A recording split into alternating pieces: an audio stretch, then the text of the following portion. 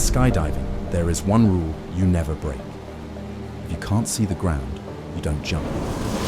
On August 27, 1967, that rule was broken. High above Ohio, a World War II bomber circled through thick clouds.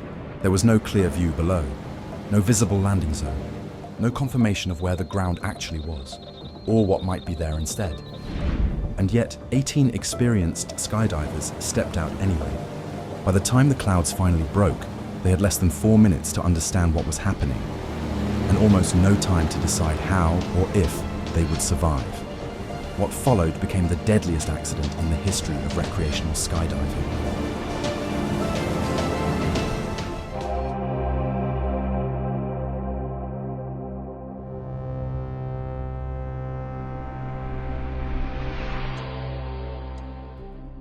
In the summer of 1967, skydiving still lived in a grey space between adventure and regulation. The sport was growing fast, fueled by post-war aviation, surplus military aircraft, and a culture that valued experience over paperwork. Rules existed, but enforcement was light. Big jumps were something you earned, not something you were licensed out of, and among experienced jumpers, reputation mattered more than regulation. It wasn't unusual for experienced jumpers to chase rare opportunities, unusual aircraft, higher altitudes, jumps that only came around once. And one of those opportunities appeared at Aether Airport, a small airfield near Wakeman, Ohio, when word spread that a privately owned B-25 Mitchell bomber would be flying that afternoon. The aircraft belonged to Bob Carnes, a civilian pilot and warbird owner. Carnes had recently completed a paid performance at an air show, and as a gesture of goodwill, he offered something extraordinary to the local skydiving community, a free jump from his bomber. By late morning, around 30 parachutists had gathered at Aether. Most had driven in from across Ohio. They swapped stories on the tarmac, checked gear, and watched the weather. But this wasn't a standard skydive. 18 jumpers would exit at 20,000 feet, far higher than most civilian jumps of the era. 20,000 feet meant colder air, thinner oxygen, and longer freefall. The kind of jump people talked about for years afterwards. 2 more would stay aboard and jump later from 30,000 feet, a near-record altitude. But when loading began, reality intruded. The B-25 wasn't designed for skydiving. As jumpers climbed aboard, it became clear the aircraft was overloaded toward the rear, affecting stability. As a result, Carnes made the decision. Not everyone could go. And experience became the deciding factor in who stayed. Less experienced jumpers were asked to step aside, some reluctantly, some quietly disappointed. In the end, only the most seasoned parachutists remained, men who had logged dozens or hundreds of jumps, many of them members of the United States Parachute Association. One of those men was Alan Homestead, a US Air Force major and one of the 2 assigned to the higher altitude jump. Another was Larry Hartman, who would act as an informal jump master, relaying instructions from the cockpit once the bomber reached altitude. They signed liability waivers, they checked their rigs, they trusted the aircraft, the pilot, and the system guiding them. They were ready.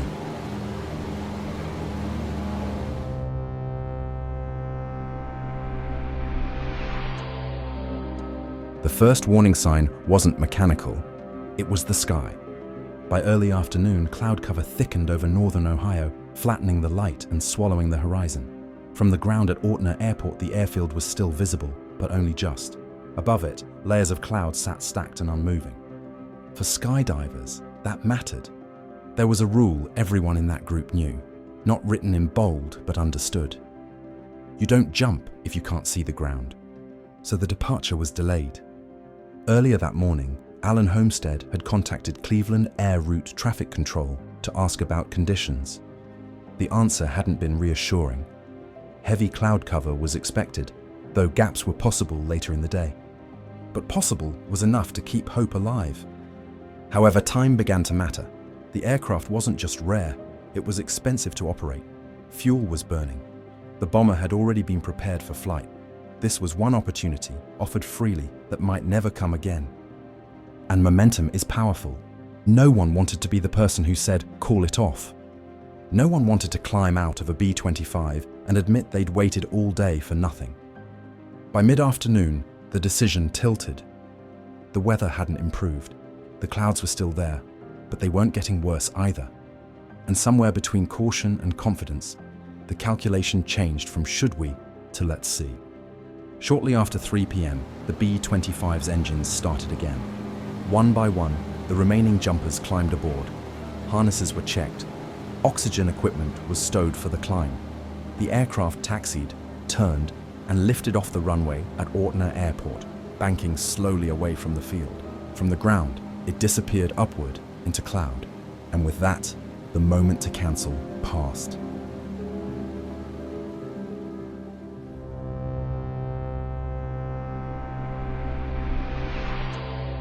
Up in the clouds, the weather stopped being the main problem. The real problem was that it was 1967, which meant no GPS, no moving map. When they reached 20,000 feet, a solid cloud layer blocked all view of the ground. With no visual reference, the B-25 crew had to navigate the old way. Radio beacons, signals sent from the ground to tell pilots roughly where they were, and guidance from air traffic control. Flying blind through overcast, the crew circled and radioed Cleveland Center with a simple question: where are we right now? But there was a limitation inside that cockpit, one that didn't sound dramatic but mattered in the worst possible way. Khan's equipment couldn't do everything at once. He could either talk to Cleveland Center or navigate using the VOR radio beacon, but not both at the same time, and he didn't tell the controller that. Then, a second plane entered the story. A spectator named Ted Murphy had taken off in his Cessna 180 Skywagon, climbing to about 12,000 feet to photograph the jump. So now Cleveland Center had two aircraft in roughly the same area, both calling in near the Cleveland radio beacon. And around this time, a shift change happened at the control center. A new controller, Engel Schmidt, took the position, and that's when the fatal error was made. On the radar scope, Schmidt mistook the Cessna for the B-25. It's hard to overstate what that meant. The controller believed he was guiding the bomber when he was actually tracking the smaller aircraft. So the headings and position updates given to Khan's were based on the wrong target. Khan's asked for guidance to line up over Aether Airport, believing he was being torqued back to the drop zone, but he wasn't.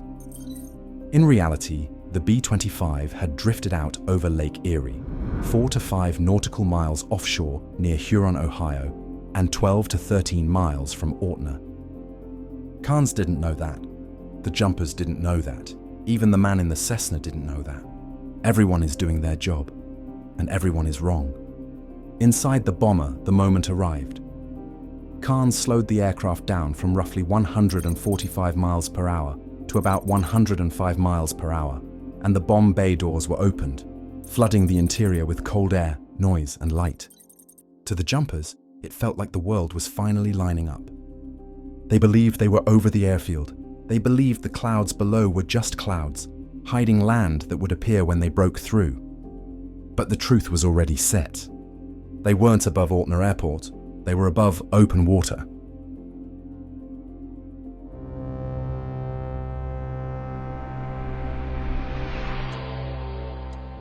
There is no view of the ground, only cloud, thick, unbroken, white. But, one by one, then faster, 18 skydivers step out of the B-25 from its 4 exits. Less than 30 seconds from first to last, many have done jumps through clouds before. They've practiced freefall in worse conditions. Their plan hasn't changed. Freefall together, hold position, wait for the clouds to thin, and deploy parachutes over the airfield. For the first few seconds, it's just cold air and darkness. The bomber disappears above them almost immediately, swallowed by the cloud. There's no horizon, no reference point. Just the sound of the wind and the pressure of speed building. According to reports, some of them managed to spot each other briefly, arms, legs, flashes of fabric. Before the cloud closes again, no one knows yet that anything is wrong. They are falling blind, convinced that when the clouds clear, the ground will be there.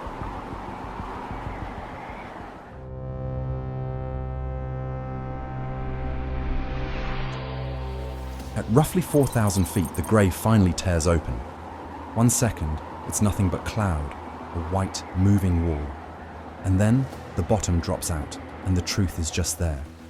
Lake Erie. Water in every direction.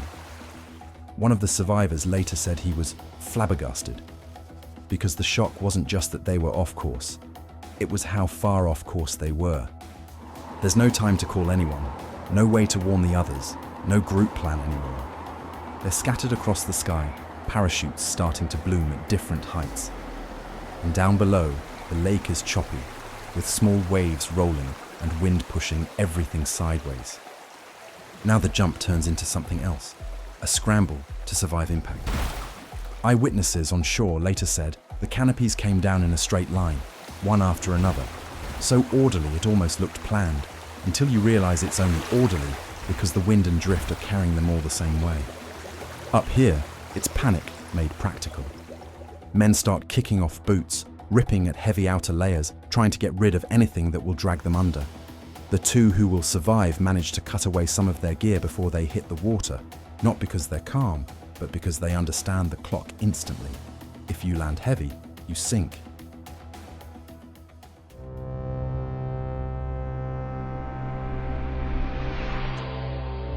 Lake Erie is not waiting for them. It's late August, but the water is still cold and the surface is unsettled. The 18 jumpers hit the water one by one. Boots fill, clothing drags, harnesses pull bodies sideways. Some men manage to cut away parachutes and gear as they hit. Others don't get the chance.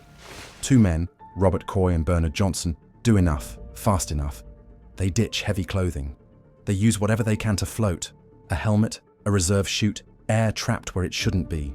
They don't swim anywhere. They just try not to sink. Around them, canopies collapse and disappear. Heads go under and don't come back up.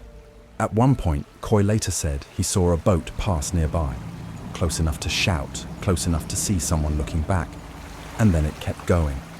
Whether the crew didn't understand what they were seeing or didn't want to get involved, no one ever found out. Eventually, a private fishing boat turns toward them.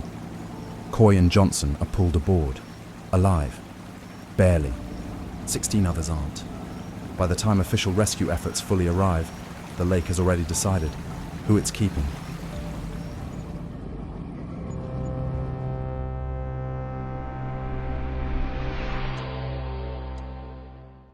The B-25 lands back at Aether Airport as planned.